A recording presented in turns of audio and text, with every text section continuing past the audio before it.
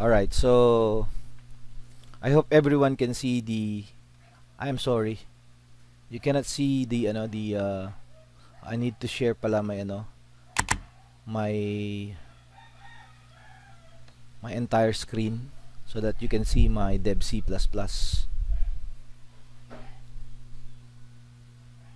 Okay. Can you now see my workspace for the Deb C++? Okay, thank you.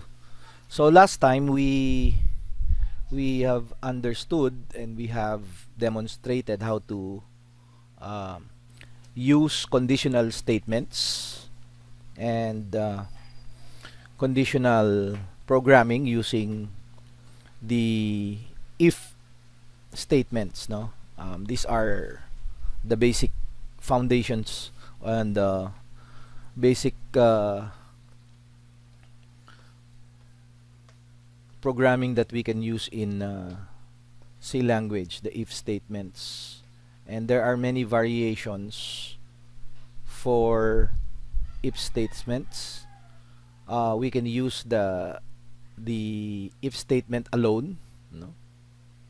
Just the if statement, and then we can also use if statement with the else pattern. Okay, so that's going to be the if else statements. Okay, then we can also use the variations of multiple if statements. And by the way, if the pattern should be remembered carefully, because some students, they do not follow the correct pattern. That's why there are errors in their program. Alright, so in case you have forgotten, so you should remember that the pattern should be according to the pattern that we have understood. So the syntax of the if statement should be if, and then we have to enclose the condition or the conditional statements within a open and close parentheses. Now if this is true, if the statements here, for example, this is a statement, okay, if this statement is true, then the immediate statements, the immediate statements that followed, okay, so let's say this is a condition, data statement, okay, so if this condition is true, then we have to enclose an open and closed bracket, and the immediate statements will be performed, okay, only if this is true. Okay, so if this is, for example, true. So that's the basic syntax of if statements. So do not forget about that. Yeah, this is just a review. Okay. Now, if this is false, then we can also say that else. We can use that term else if that is false. Then the immediate sentence or statements that followed the else statements will be executed. So that is the basic syntax of the if else statements. The another variation is that we can use else if, and then dito natin lalagay sa baba yung else statement, no? Okay, so yan yung other variation of the if, else if, and else statements. Okay, so that means we have a condition here that this should be true. Okay, and then may kulang to. There's a missing parameter here. We need to put another statement here inside, another condition that should be satisfied. Okay, so if this is satisfied, this will be executed. Okay, if not, this will be tested, no, by the compiler. Okay? Kunyari, hindi to totoo, no? Ibig sabihin, the compiler found out that this is not true using the comparators or the comparison operators. No? This will be tested if this is true. If this is true, the statements following it will be executed. Otherwise, false na lahat yan, no? This will become, if this will become false, and this statement will be executed. So that is basically the syntax of the if statement that you should not forget, no? Now we did some basic examples, like for example, we did the example of, let's say we have two numbers, and then we compare two numbers to get the largest number, and we output the result, and then we tweak that example, and we did the three numbers that are inputted. We also did another example, the for function calculator, wherein the user will be inputting a number, and the user will choose an operator, either addition, subtraction, multiplication, and division. And we use the if-else statements if the operator chooses the operator. Okay, if the user chooses the operator, it will perform the indicated operation. Okay, and then output the result. For our else statements, if you remember, we can give an invalid input for the user, no? If, for example, if they fail to choose the correct operator. So basically, that is how programming works, no? We test. Now this morning, I'm going to teach you about the let me declare it here.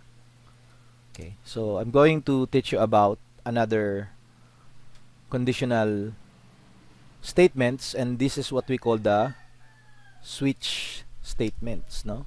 So these are switch statements. This is a special type of if statement in which it allows us to compare one value to another. Okay, so using switch gives us the freedom to create a program that compares one value to another value. So let's start with an example so that we can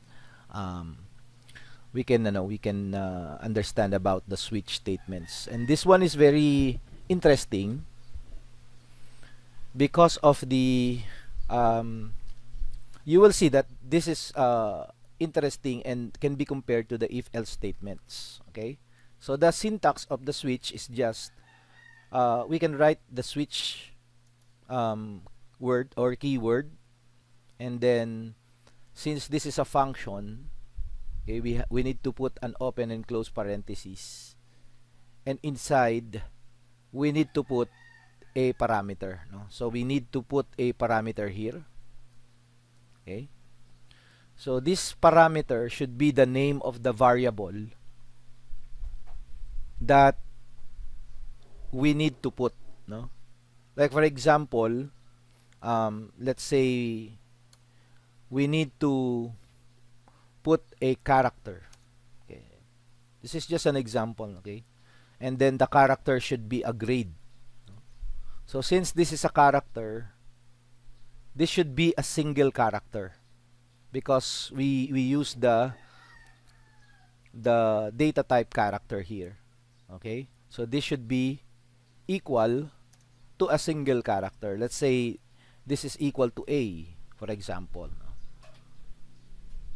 So we will create a program that if the user, for example, if we put A here, okay, the thing is we need to declare, no, the switch and then the parameter and then we also have the open and close bracket, by the way, no? And we need to put another keyword, which is the case keyword, okay? And then we need to put the content of the character here, no? So we declare, anyway, we need to change this parameter now to the grade, okay? This is the parameter. So if you declare your character as the grade, you need to put your parameter here as the grade. Alright?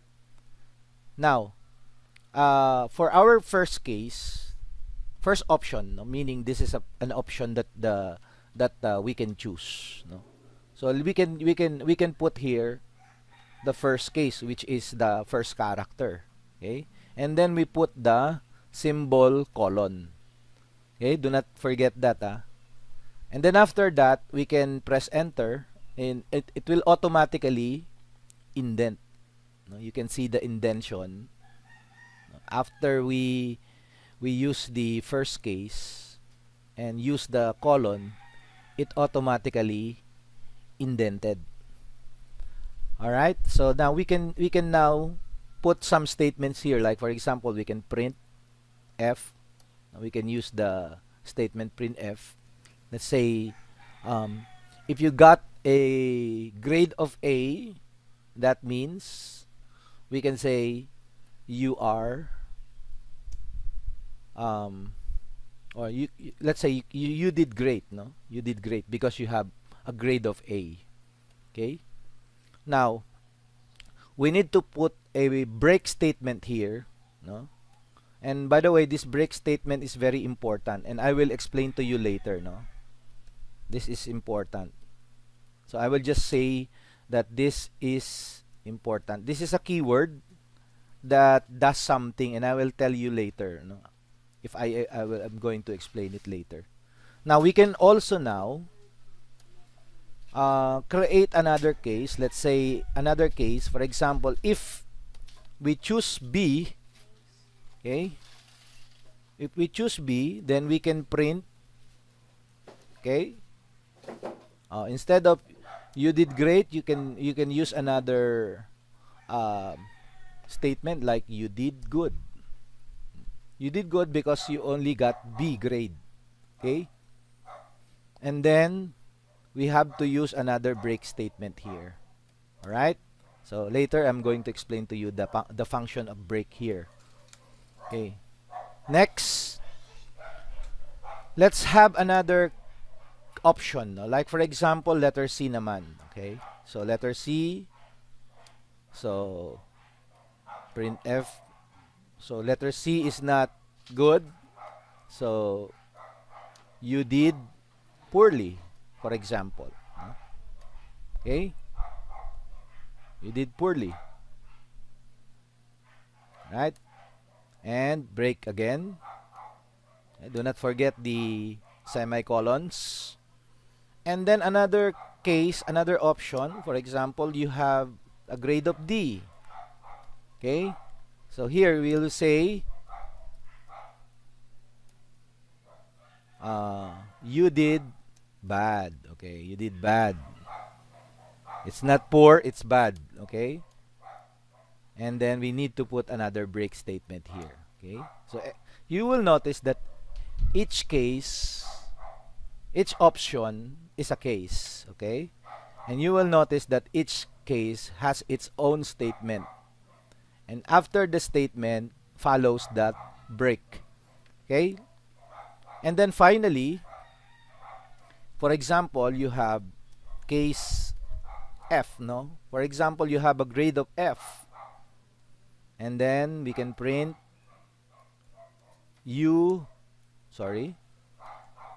failed. Yan. Yan naman yung grade niya pagka nag-fail siya. Okay, and then we take a break. Alright? And then of course, finally, that's not yet done. No, if in the if statement we have the else, no? Else, if all the statements in the if statements are false, then we can execute the else statement, no? Dito sa switch, we also have a statement that if the user, for example, do not choose the following cases or the following options, then we have a default. This is a keyword. We need to put the default wherein we can write here that is the default, no? If the user do not use or choose any of the options that we have. Now, for example, we can say invalid grade. Yan. That's an invalid grade. For example, the user press instead of choosing A, B, C, D, F, the user chooses for example, E character or G character or any character other than the options that are given, then the default should be executed here, that is a invalid grade. Okay, after the default, we don't need the break statement. No, we don't need the break statement. Now, what is the purpose of the break statement here? No? Okay, before I explain the break statement, let us run the program now. No, now we have A as our character. Definitely, this will print the statement here, which is printf. Okay, so if we try to execute this statement, this will be okay. Sorry, I need to save the program first. So let me save the program. So for example, this is my switch program. Okay, so now I will try to execute. So this has no semicolon. So let me execute now. So the output of the program is you did great. Why? Because the initial character that we have placed in our program is that the character grade is equal to A. So the option of A will be printed here, which is you did great. Alright? Now, if we replace the content of our variable, no, which is grade, let's say we replace it with another character, okay, then the output will be different. Like for example, we change this to B, you will notice that this will be executed. No, let's try. Alright, so you did good. So that means our program is working properly. Okay, so then replacing it with a C, okay, so that will be the output because C is you did poorly. If we replace it with a D, okay, the output would be you did bad.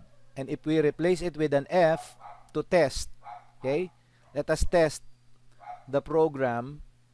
F is you failed. So definitely that is good, no? Now, let's test the program.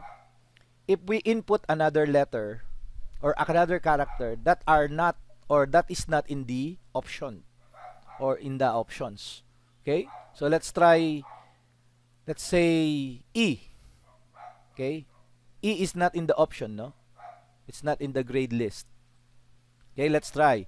And we will see that an invalid grade will be the output because that is not one of the option. So you can make the program, for example, you can write here a printf statement to enter a grade for the user, and then we use the scanf, and then we can now use the switch statement to compare whatever it is the input of the user, no? And then we will execute. Now, what is the purpose of the break statement? So definitely the break statement, okay, the break statement, let me just comment the break statement here. It breaks out, no, of the switch statement. So that is the purpose of the break statement, no? In this case, every time that we execute the statement following the case statement here, okay, So it breaks out of the case statement. And that means, breaking out means it will not continue anymore the following options. Because if we try to comment this out, for example, you will see that the program will continue to execute. Okay? The program will continue to execute without the break statement.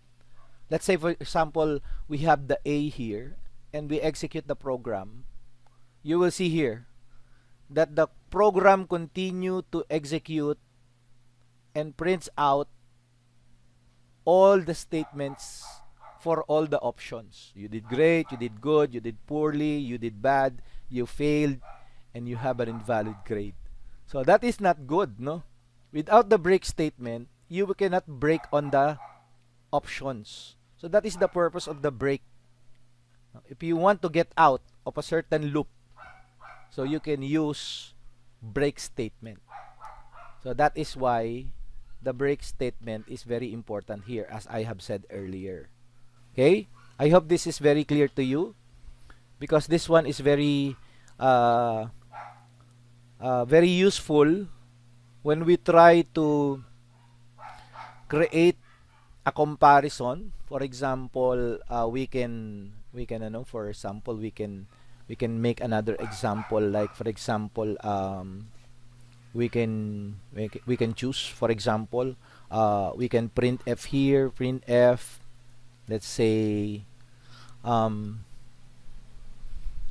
yes, pwede rin gamitin sa yes or no. For example, yes or no. Ayan. Gamitin natin sa example na yes or no. However, we cannot use the case as yes or no. Okay? So, we can only use, for example, press Y for yes and press no for no. Okay? So, we can have a character. Let's say we have a character here. Let's put it above. Okay? So, the character is, for example, character is the answer, no? The answer, okay? Or the, yes, that's the answer. And then we just put, for example, we don't know the answer yet, no? Or the input of the user. So, the user will now have to type yes or no, or Y or N, okay, in this particular program that we are doing. And then we want to scan it, no? So we will scan it, then we use %C because that's a character, and then we point it to the answer, okay? So that will be our scanf. Now, we need to change this parameter to the parameter of the variable name. Okay, so we can change it to answer. So that means if the input is Y or no, then we have a case here. No, let's say for example, we need to change this as Y. Okay, so definitely we can use the OR. Okay, OR function. Like for example, if the user will use small y. Okay, so this means this is a capital Y or uppercase Y, and this is a lowercase y. So that means any of the two. Okay? So for example, we will execute, for example, if the user, you chose, for example, you chose or you have chosen yes. And then for case B, which is N or small n, you can say you have chosen no. Okay, and then break. Then we can now erase this because we have only two options. Okay, we can now erase that, and we can proceed right away with our default statement, which is invalid answer. Okay, so for example, our question will be, do you want to pass this course? Okay, press y. Let's move it. You can just move it. And do you want to pass this course? Press yes. Press Y for yes, or you can press N, okay, for no. Yan. So I think this is okay now. So we can now, you can now run the program as an example. This is another just an example of the case, no. So you can choose other characters here, no. You can do your own options. But the thing is, in the case in the switch statements, we can only use a single character and compare it with another character. Okay? So let's run it. I think this is the question. Do you want to pass, or let me have some space here. Okay? So para maganda. Okay, yan. So do you want to pass this course? Press Y for yes or no. If I choose, for example, capital Y, it will say, oh, that's an invalid answer. Why? What happened? Okay. So the thing is, okay, we can use, what is the problem with the using that? And that is, maybe we can do this one. Okay, let me try this, because I haven't done this for a long time, sorry. So maybe we can choose that one. So let's say, okay, let's run it now. Oh, so this is a wrong, okay, this is wrong.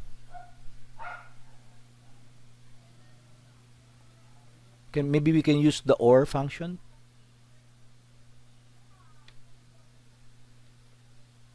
Okay, this is wrong also. So maybe we can put it in a parenthesis. Let's say we have a parenthesis here. Sorry for the delay. Okay. Okay, let me have this. And then we have the that one. Okay, let me see kung tama to. Okay, so let us put another parenthesis here. Okay. Ano ba nangyayari dito? Okay. So, okay. So, let's just replace this one with our OR symbol. Okay, this one is wrong still. So, anong mali natin dito? What could go wrong? Let's just say we have a single character. I will try to search on the small case character later. Okay, so it will now run. If we choose the small y, it's an invalid answer. But if we choose capital Y, so you have chosen yes. If you choose small n character, that's an invalid answer. Okay, but if you choose capital N, you have chosen no. Okay, so we can research for how before. I know that, I used to know that it's just you have to use the OR function. That means you can either choose the uppercase of y or the lowercase y. Okay, so maybe we can have that option later. All right, so now, so that's the switch statement. We can use it for comparing a value to another value. Okay, so after the switch statement, we also have another statement that can be used in C language, and that is the while statement. Okay, so while statement is also important. Now let's just remove this because I will now demonstrate the while statement. Okay, so while statement is a statement, no, that if we try to use it, it will continue to execute the code while the condition is true, and it will stop if the condition becomes false. It's just like while you have money, for example, while you have money, that is the condition. Okay, while you have money, then the option will be you, for example, you can buy. Otherwise, the statement here will be executed. So that is the syntax of the while condition, no? The while condition tells us to execute these statements while this condition is true. Okay? So while you have money, you can buy. Otherwise, the statement that follows will be executed. Or we can break out of the while statement. Like for example, we can now end the program. Okay? If you don't have money, that means we can end the program. So that is the syntax of the while statement. Now, as an example, we can write a condition here. Let's say, so we have a number, no? We have a number, for example. Of course, we need to declare that number. Say that index or integer is the num, okay? And our num is, for example, 1, okay? So we need to compare this number. Like for example, if this number is less than or equal to 5, okay, then we can print. Oh, watch out for the syntax, ha? It's basically the same with the if statement, no? We have the while here, the parameter here, but the parameter inside should be the comparison of the given integer or character, okay, given variable. And then we have the open and close bracket again. And then in between are the statements that will be executed as long as this is true. Okay, if this is not true, then it will break out of the while statement. Now, there's no need to write break here, no? It will automatically breaks out once this statement becomes false. Okay? But while this is true, for example, we can write %d. Okay? Let's put a line here, another line. So we can say that this is our number. Okay? So we can print it like that. That means we are printing the number. Okay? We are printing 1. Okay? But now we can write an increment, no? I will introduce you to another function, okay, or another command, which is the increment, no? We can write the increment as num is equal to num plus 1. Okay? So that is the increment. But there is another way, another shortcut to write this. So we can write, instead of writing num is equal to num plus 1, so we can write num plus plus. Okay? So that's the increment. Okay? So we can now remove this, or we can comment this one out. Okay? So basically this line is the same as this line. So if you put this line here and you put this line here, you forgot to comment this one out, it will increment twice, because this is an increment and this is another increment. Okay? So that means if we try to execute this program, in the beginning we have 1. Okay? And then this will be tested, no? While we have less than or equal to 5, which is true, right? Because 1 is less than 5. And it's not equal to 5, no? While it is true, we will print the number. And then we will increment the number. So it will continue to execute these statements. So maglo-loop siya sa loob, no? So the while statement can be used to loop something inside, no? Depende, this will mark, the 5 here will mark as our counter, no? So there's no need to put a counter variable. We can just place a number here. But this one is used for the counter. So if you remember the if-else statements, there was a time that I have given an example that we could also initiate a variable for the counter. Okay? We initiate the variable for the counter. However, in this case, we're not going to use the variable counter, but instead we will use the 5 as our counter. So that means it will continue to loop as long as this is true. But once the counter reaches the limit, no, which is 5, the program will stop because of the return function. This is the return function. Okay? So let's try to run this one. I think you can also follow this, no? You have your codes at home and you can follow what I am doing here. Okay? So we can run this one. So you can see the output is 1 2 3 4 5. Why like this? Because in the beginning, no, the num here was tested, no? Initially we have 1 as our num. And then in the while statement, we are testing the value of num condition if it is less than or equal to 5. The answer is true because it is 1. It is less than and equal to 5.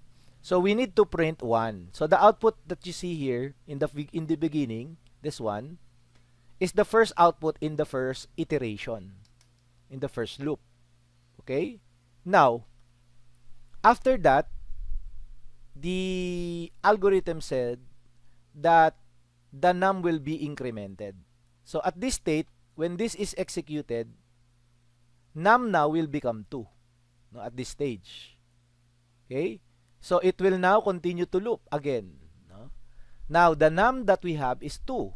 So 2 is less than or equal to 5, right? So it will now print the value of the num, which is 2. Kaya meron tayong 2 dito. And then it will continue to increment again. Now, what is the value of num here now that we have incremented it? 2 plus 1 will become 3.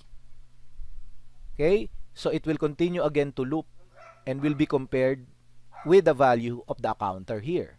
So that is 3, which is less than or equal to 5. It's true. So we print now again the value of the num, which is 3. That's why we have the 3 here. Okay? Again, it will be incremented. It will become 4 here. Loop again, compared. 4 is less than equal to 5. That is true. Then we print the number here, which is 4. That's why we have 4 here. Right? Finally, okay, another increment. 4 plus 1 will be 5. It will loop again. Now, the condition will not be satisfied here because our condition said it should be less than or equal to 5. Only one condition is met. No, the equal. 5 is equal to 5. But the other condition, which is less than, is not met. Therefore, the loop now will not execute the it will execute finally it will execute this one, okay? And it will execute this one, but it will break out of the loop na after this, after executing the statement. So the final value of the num, okay, as you can see, it will not execute this one, but it will definitely execute this. Okay? So the final value of our num here will be 5. All right? So that will be an example of how we can use the while statement. So definitely, you can say that in a while statement, the statements that follow the while function will continue to be executed while this condition inside the while parameter is true. And it will stop once it becomes false. Alright? So, this is our simple program. Now, let's try to remove the increment, no? Ano kaya mangyayari? What will happen if we try to remove the increment, no? That means our num will not will not become our one will not increment, will not change, no? So what will happen? So if we try to execute this, we will now have an example of an infinite loop, or it will forever run, no? As long as you are running it and not stopping it, the one here will continue to be executed. So it will continue to print this one, and then a space and a num. If we remove the slash n here, okay, this is the space, and we run it again, for example, I'll try to stop this, and if we try to compile this, you will see the one here will be like that, no?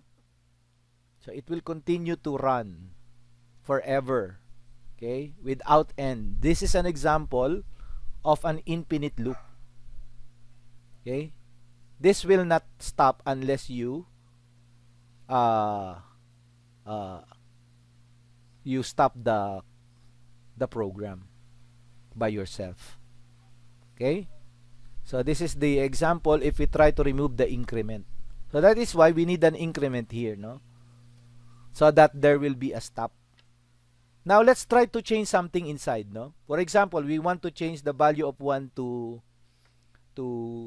6, which is more than 5, no? What will happen if we compare this number to a lower number? Definitely it's not equal, definitely it's not tawag dito, it's not less than. So what will be the output? Any guess? It will be blank, sabi ni it will be blank, sabi ni Tubalinal and Pornobi, blank page daw. So what will happen? Let's see. Oh, blank nga lang, no? It will not print anything because this one is false, no? It will not be printed. So that means it automatically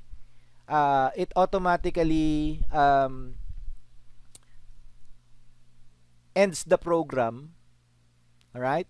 Because this value is more than, and it's not equal to 5. So this will print if we try to change one value here. For example, we change the less than sign to greater than sign. So what will happen? So we can now compile it, and it will print naman this one, no? So it will print an endless numbers, no? Random numbers. Okay? So that will happen. Okay? But if we try to change, for example, it to 1 again, okay, so we can have an example again of, because this one is not more than, it's not equal to 5, so blank space pa rin siya. Alright? So I think you have enough of that, and I think you understood I hope you understood the while statements. Okay? We can use the while statements in, for example, let's create a simple exercise here. For example, let's say we have a game here, for example, no? So this is a guessing game. So the user will try to guess our secret number. Well, let's say we have an integer and we have a secret number. Okay? So our secret number is no longer secret because I will type here the secret number. And our secret number will be, let's say, number 9. Okay? That will be our secret number. Okay? And now that we have a secret number, okay, we will put it as our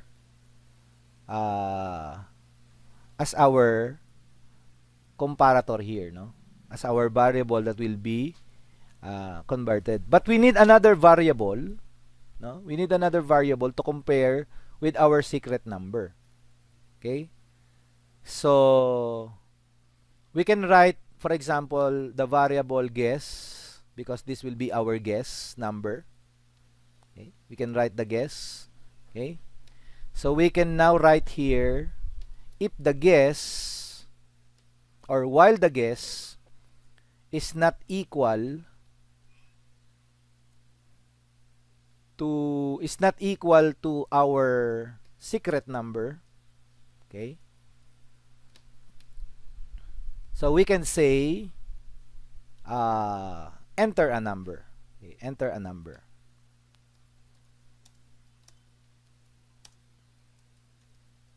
So I'm creating a game, just a simple game, no? Okay. And then we can scan F, okay, of course. And we use %d, okay, %d, because that's an integer. And we use ampersand to point it to our variable guess. Alright. So we should remove this increment here. We don't need that. Okay. Now, while this is true, okay, it will continue to ask for another number, no? And scan F and put the variable or the input to our variable guess. Okay? But if this is false, meaning our guess is correct, no? This will be written here, no? What will be written if our guess is correct? For example, the user inputted 9, okay? Then this will be printed. Print F, you guess it right. Yes. So, yan yung pwede nating gawin. So, that means our game will say, while you are not guessing it right, it will just continue to ask for another guess from the user. Okay? So, continue to guess it. Hulaan mo pa. Okay? But, pag nahulaan mo na, you got it right, then it will print, the program will print, you guess it right. Okay? So that will be our program, no? So I think we can run this. Okay, let's try to run. So the user will be asked, and let's just put a space here so that it will be okay. So now let's enter a number. So we know the secret number is 9, right? So definitely we will not write 9 right away. So let's write 1. So you see that it will continue to prompt the user to enter the number as long as we don't get the correct number. Okay, so 7, 8, 10, let's just leave 9 for example, 11. So this will run indefinitely. Okay, indefinitely it will continue to run. Okay, maglo-loop lang siya kasi because of our program that says it will continue to enter a number and scan F the guess number, no? However, if the user or if the guess now will become equal to the secret number, it will now break out of the while loop, okay, and then it will execute the statement immediately following it. Or if there is no statement here, the program will be stopped. Okay? So let's try to guess it right now. Okay? Then it will say you guess it right. Okay? So you see this is a very nice program, no, that you can use also. The logic of this program is can be used in other ways, no? In other ways. Okay? Any questions so far? Do you have some questions? Okay? Very clear naman, ano? What if, okay? Let's try to create some tweaks here, no? Let's say kasi kanina, 'di ba, when we try to guess, it runs indefinitely as long as we don't get the secret number. What if we want to what if we want the user to only guess it 3 times, no? And then after 3 times we will say that you have run out of guess, no? And that means the user can only guess it for 3 times. Now, the third time that the user got it wrong, then we will prompt the user that better luck next time. Yeah, for example, okay? So can we do that? So we still have the same codes, but we will try to improve our code. No, we will add some more variables, for example. So we have the we have the no, we have the secret number as the 9. We will not change it. That is our secret number. We also have the variable guess, but we need to have a counter here, no? We need to have a counter. So our counter will be, for example, let's initiate the counter as 0. Okay? So every time that the program loops, the counter will be incremented. So this is the purpose of our counter, okay? Until it reaches the counter limit, no? So we need to have another variable here, which is the counter limit, okay? So let's say, let's just write here the limit, okay? So our limit now will become equal to 3, because we say that after 3 guesses, the user will be prompted. Let's say our prompt will be something like better luck next time, okay? And then we can add another variable here that says out of limit, for example, out of guesses.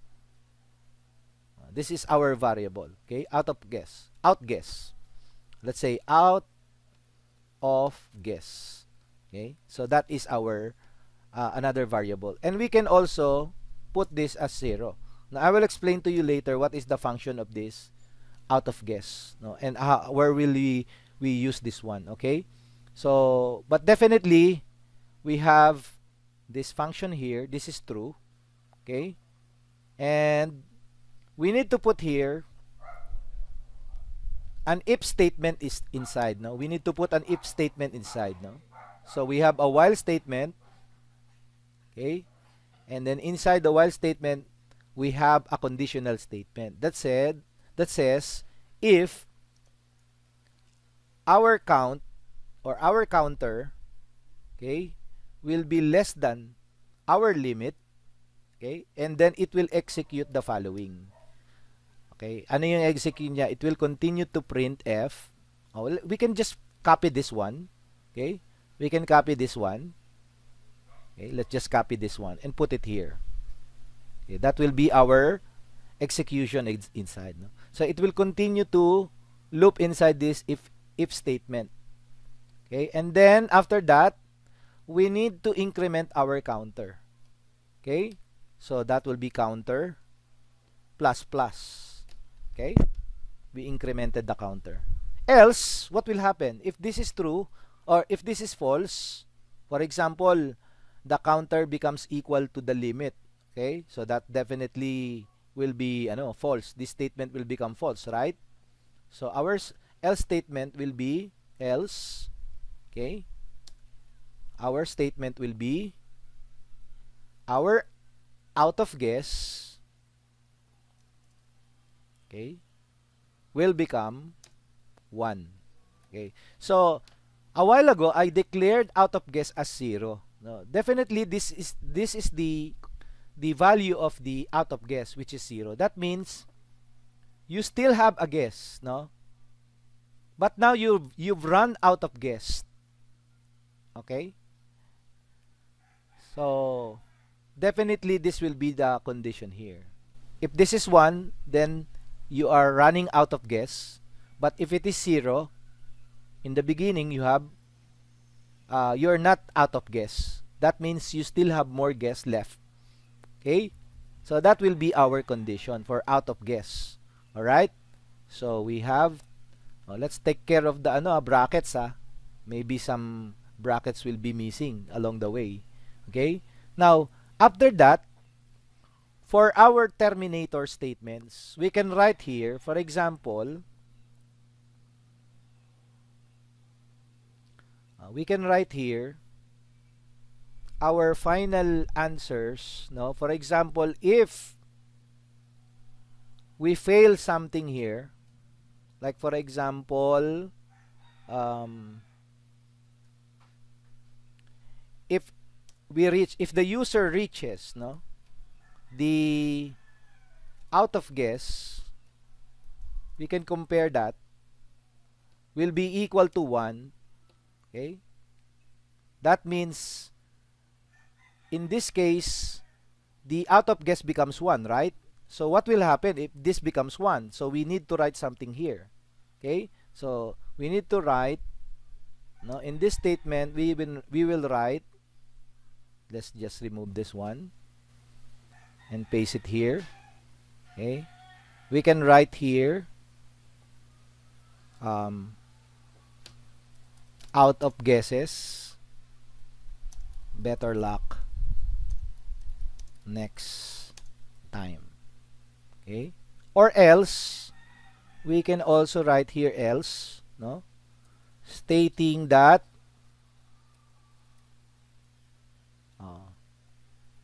ito na pala yung kanina, dapat di natin binuna. You got it right. Okay. This is the statement telling that the user has got it right. And then we have the return function in the end. Okay, again, no? What are the learnings here? No, in trying to improve our program a while ago, we introduce another sets of variables. We need a counter.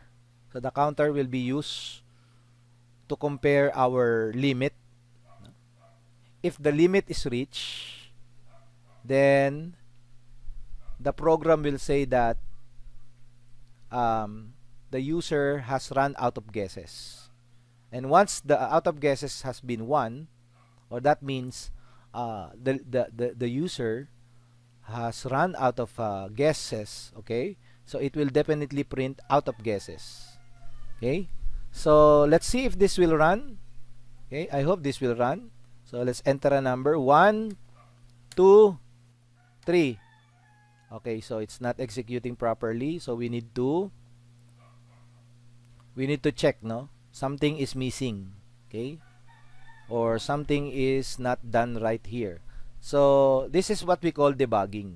Okay? So you need to debug. If the program is not executing well, you need to check the partnerships of the brackets. Sometimes it's only the brackets, no? So this is for our while function. Okay? And then for our counter, this is for the counter, the if statement. So we have the if statement here. Our if statement is this one. And then we have the scanf. This is correct. Counter, this is correct. In increment natin. Else, okay. Then we have this. Oh, this one has no partner. The partner of this one is missing. It should be this one, no? But during the highlight, that one, this is the correct partner. And this one is partnered to this. What about this one? Oh, this is one is for this one. Okay, this is correct. Now, for the if statement, we have if out of guess is equal to 1, we can print out of, okay, better luck next time. So tama naman ang ating mga syntax. Why does it not running properly? So let's try. Okay, so yan. We need another condition. Because the condition should say that if we run out of guess, no, for example, because this one will only compare the guess to the secret number, but we need another condition here stating that the out of guess will be equal to 0. Okay, so this is the opposite of this condition. Okay, so it will continue to run while this is true, okay, the while statement, but once it becomes 1, this will be executed below. So I think this is going to be right. Let's run this. So 1, 2, 3. It says out of guesses, better luck next time. So once you incur 3 guesses and you did not write the secret number correctly, it will prompt the user out of guesses, better luck next time. Okay, let's try again to run. Okay, so let's say we have 9. No? So it says you got it right. So again, another test. We have the wrong number and we got the right number. It says you got it right. No? And then for the third time, we got the wrong number, and right number. It says you got it right. Okay? Another test again. We got the wrong number, and wrong number. It says out of guesses, better luck next time. So that's how we test, no? We test all the possibilities. Okay? So I hope that is clear to you. We have now changed our simple program of guessing a secret number. An infinite guess yung kanina, no, yung unang program natin. But now, we tried the program to become more exact in terms of the limit of guessing. Because we don't want, for example, like a student, no? We don't want the student to take infinite number of tests hanggang sa pumasya siya. Dapat mayroon number of, like for example, yung quiz yung binigay ko sa inyo nung module 1, di ba? You need to try it twice, and then the highest score will be recorded, no? So that's an example of this program. Okay? So I hope this is clear to you. Let's have a short break. So I will pause the recording. Now we are now recording the session again. So as I have said, there is another variation of the while statements, and that is what we call the do-while statement. So in a do-while statement, the function of the do statement, let me just remove this so that it will be clear. So the syntax of the do-while statement is we need to put the do, okay, and then the following statements will be executed, okay, and then we can put the while statement here, okay, and then the comparator, okay, and then we need to put a semicolon, okay, and then we can put the statements below. So this is the syntax, no? Medyo it's different from the while statement. The while statement is written in the first, and then we do. Parang binaligtad lang natin to. We do this, and then while this condition is true. Okay? So let's have an example of this. For example, we have an input of numbers. Okay? We need to put some numbers. Like for example, we have an integer num. So the user will try to input, okay, and then of course we need to put a counter for the numbers that are being inputted, okay, and then we need to put the maximum number, no? Let's say for example our initial maximum number is equal to negative 1,000. Okay, that is our biggest number so far. So this program, what it does is to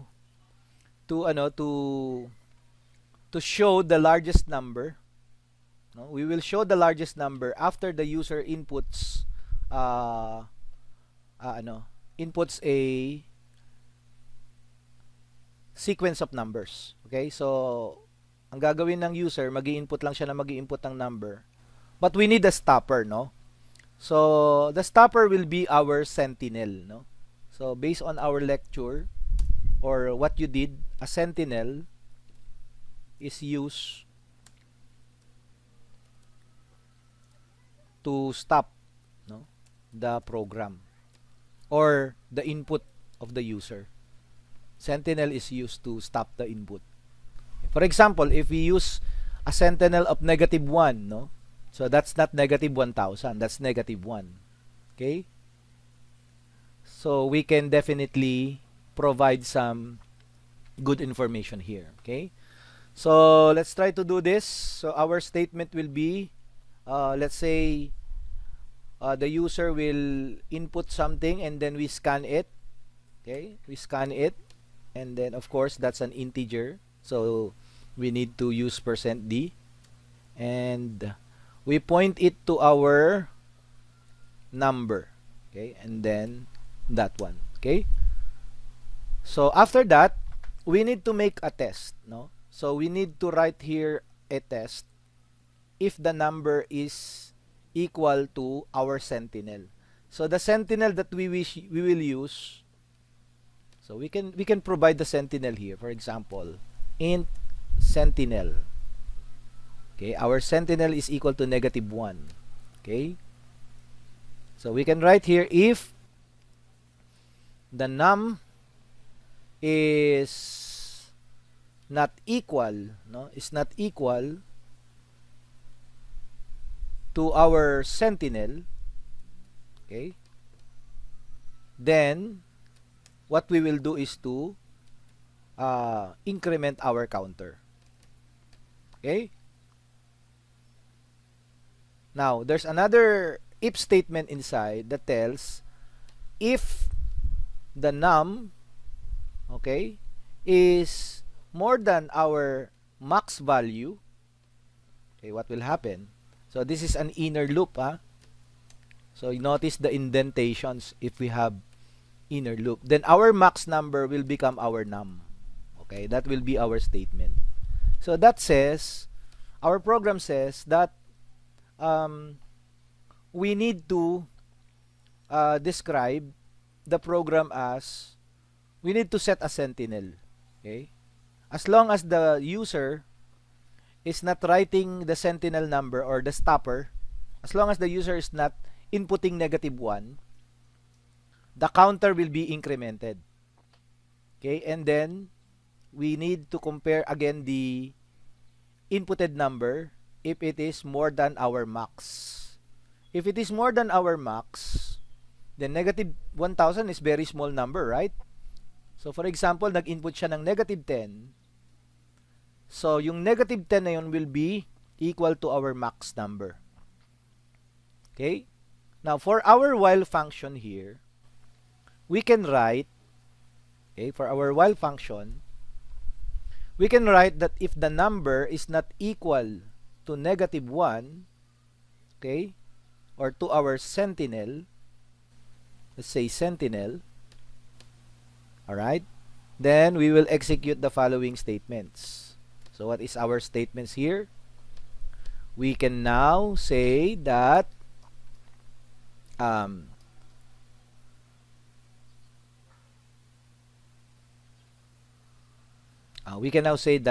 for example, we will execute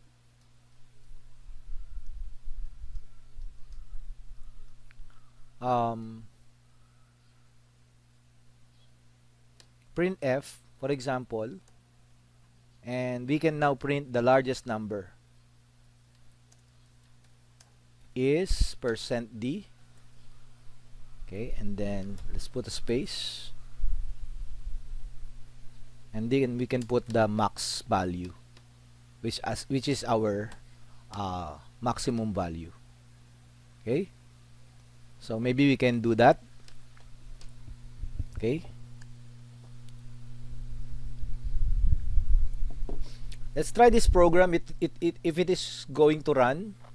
Okay, let's see. Click natin yung compile and run. So there is a problem here. We failed to put the semicolon here.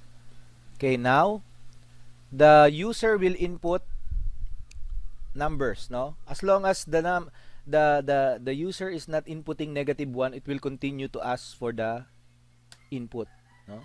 See? 4, 5, 6, 7, 8, 9, 10. But if the user will input -1, what will happen? So the largest number is 78. So our program is correct. Okay? So the program is correct. It's running and it's using the format do and while statement. Okay? So the user will continue to input here, no? Even if it is a multiple up to 1,000 numbers, as long as hindi niya ini-input yung sentinel, it will continue to accept input from the user. But once na in-input niya na yung sentinel natin, yung stopper natin, no? According to this, it will definitely print for the largest number. So, syempre, yung largest number, may ginawa tayong comparison dyan. This is our comparison, no? Okay? So, that's an example of a do-while statement. I hope you understand the purpose of the do statement. Okay? Now, let's try naman to differentiate and compare the while statement or the while loop. Let's try to evaluate the while loop and the for loop. So if you are familiar with the while loop, because we already have done that, the for loop statement is different from the while loop, but there are some similarities, no? Because the for loop syntax, let me just click that one. Okay, the for loop says that we have a for here, okay, and then we have an initial value, no, initial value here, and then we have a comma or semicolon, and then we have another value here, okay, to check the condition, and finally we have to modify our counter. So basically this is for the initial condition, okay, and then or we can call it initialization. Yan. That is for the, and then we have a semicolon, no, for the for loop. Then after that, we need to check the condition, no? So this means this is our condition, okay? And finally, we need to increment our counter here, okay? So increment our counter. Increment or decrement. So we can say modify counter. That would be the same, no? Because sometimes we don't want to increment, we can use decrement. So it's not appropriate to name it, for example, as an increment value. So this is an example of a syntax of a for loop. Now, and then of course, after the open and close parentheses, we have the open and close brackets, no? And then in between those brackets are the statements that will be used if these conditions are met. No, as long as these conditions are met, okay, that is what we call the for statements. Okay, so the similarity of the while statement is this, no? For example, in a while statement, no, we have a while statement here. We have an open parenthesis, like for example, if I is less than 100. Okay? So, yung I natin dito, di ba ganito yung syntax niya? We have something like that, and then we have the statements here. Okay? And then, if we have this statement, the similarity of this for loop here is that if we initialize an I here, so this is what we call now similar to the initialization. This is our initialization now. Now, this initialization is the same as this in the for loop. And this 100 here is what we call, or this comparison between the two, this is what we call now our condition. Okay, it's basically, this condition is basically the same as this in the for loop, but we are doing it in the while loop. Now, meanwhile, where is the modifying the counter? If, for example, you will write here a counter that will increment, then definitely this will be to modify. No? This will be the part wherein we are modifying the counter. Then definitely this modify counter is the same as the modify counter. So, pag ginamit nyo tong for loop na to, and basically ginamit nyo naman tong while loop na to, in this same pattern, that you have an initialization, you have a condition here, and you have to modify your counter, then pwede mong gamitin yan, i-convert mo na lang. Instead na gumamit ka ng while, pwede mong gamitin yung for loop because they are typically the same. Okay? Understood? So, I hope that is very clear to you. Okay? So, pwede nating gamitin yung for loop. Okay? Let's give an example of the for loop. Okay? So, let's try to remove that. So, I just show you the similarities between the while loop and the for loop. Let's now begin with giving some examples about the for loop. Okay, so that you will have an idea on how to use it. Like for example, we have an integer. No? An integer, we name it as exponent. Okay? Okay, so that is our integer. An exponent, no? Okay. So, and then we can initialize a value of, let's say, power. Power. And our power will be equal to 1. Okay?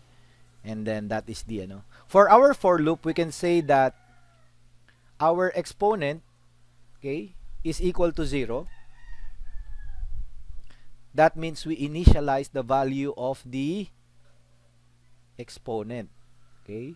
And then we compare the, using this condition statement, we compare the exponent. Is the exponent less than, let's say, less than 16? Okay? And then we modify now our exponent. So, exponent plus plus. That will be an example of a for loop. And then, after that, we need to provide some statements here. Now, let's say printf, let's say 2 to the power of %d. No. And what is our %d? So that will be the exponent and the power, for example. Okay? That initially our power is equal to 1. Now, 2 to the power of this number is %d. Okay? So let's say, but we need to call that this means in our program, we will say that this first %d is equal to our exponent. Okay? And then, we can definitely say that this is our power. Okay? So that is our, and then we put here the closing. No? And then we can say that the power is multiplied and equal to 2. Basically, this is the same as power is equal to power multiplied by 2. So, pinaigsi lang natin. Okay? Pinaigsi natin tong expression na to, mathematical expression, into this format. But basically, they are also the same. Okay? So, we can remove this one. So, I think we can run this. So, let's say, okay, this one is our answer. So, you can see here that we have a continuous number of loop, no, for the for loop. So initially you will see here the exponent, no, or the base. Actually, this is the base, not the exponent. But you can see here the incrementation, the values, no, that are resolved for the power. Like for example, 2 to the power of 0 is 1, right? And 2 to the power of 1 is 2. 2 to the power of 2 is 4. Okay, so we have now until 2 to the power of 15. Why? Because it should be less than 16. So if we try to extend this, for example, we want it as 20, no? Gusto natin gawing 20 to. So we can make it as, we can make it as 20. So pag niran natin yan, let's end this first. Okay? So, madadagdagan ng hanggang 2 to the power of 19. So, all in all, 20 items yan, kasama yung raised to the power of 0. 0 to 19 are 20 values. Alright? So that's an example of a for loop. So you can use the for loop in many situations. Okay, like for example, we can use, a while ago I used the while loop to experiment on inputting numbers, and then we output the largest of the numbers. We can also use that in our for loop. Let me do that as an example. So a while ago we provide a number here, okay, and then our integer max is equal to negative 1000, if you remember, and then we have another integer here which is the counter, and we initialize the counter to 0. Okay, now we will use the for loop, but instead of writing something here, okay, we will just put 2 semicolons. So this will run, actually. That means we don't have an initialization, we don't have a comparison, and we don't have an incrementation. But inside, we need to do some statements. Like for example, we can scan the number. So basically, this is what we did a while ago. We scan the input of the user, and we put the scanned number to our variable num. Okay?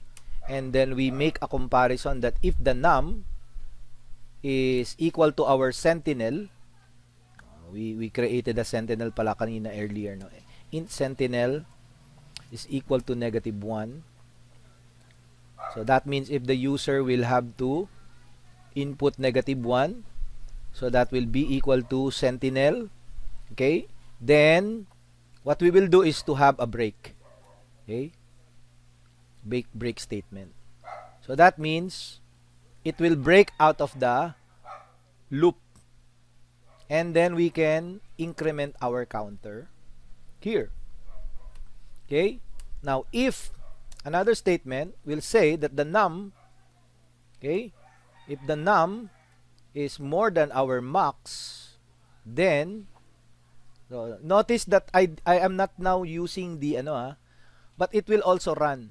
I am not using the format of open and curly braces. Wala akong nilagay na mga braces dito, yung mga open curly braces na yan. Okay? So if the num is greater than the max, then we can say that the max is equal to the num.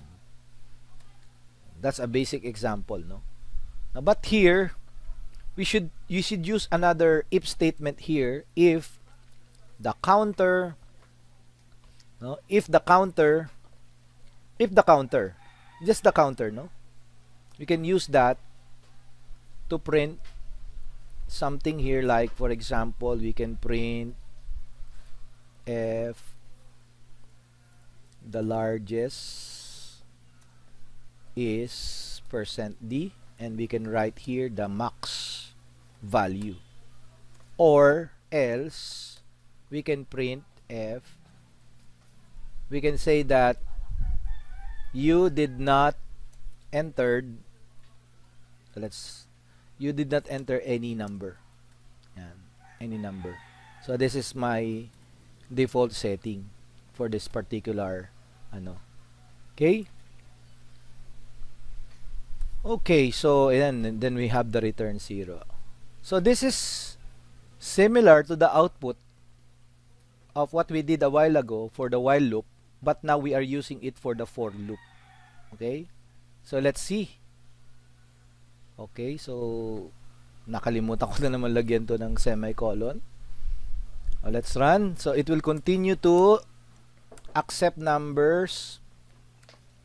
Okay, even -10, it will accept -10. It will also accept -100. It will also accept -1,000. It will also accept -10,000. Okay, wag lang yung -1 because it will stop. Okay, let's say we have 1 million something, so another 50, like that, random numbers. Okay, and then we can now issue You guess it right. Why do you guess it right? Meron ba tayong you guess it right dito? Ah, okay. Okay. Let's say for example, we have -1. So, ano yung largest number dito? Dapat ito yung magiging printout niya na largest number. Okay? So, let's try to enter. Okay, the largest is 5 something, no? This long range of numbers are our answer. So, that is an example, no, of the while loop. Okay? So, you can take a screenshot so you can compare it with the while loop statement. No? So notice that I am now trying to remove some basic separators of the the open and curly braces, for example, because in our lesson last time I said that the correct syntax, no, but the putting the braces is very important also, no, because it allows us to group. For example, this for loop is for this particular group, and this statement, no, if you put an open and curly braces here, you can put the statement of the if statement inside like that, no, and then you can just copy the or delete the else statement and put it here, and then you can put another pair of open and curly braces and place here the statement inside, no. So definitely it will also, no. So the use of the open and curly braces can be used or not, depending on you, but be careful because a simple position, no, misposition of symbols will result to a different output. Alright? So yan, I think okay na tayo dyan. It's already almost 10:30.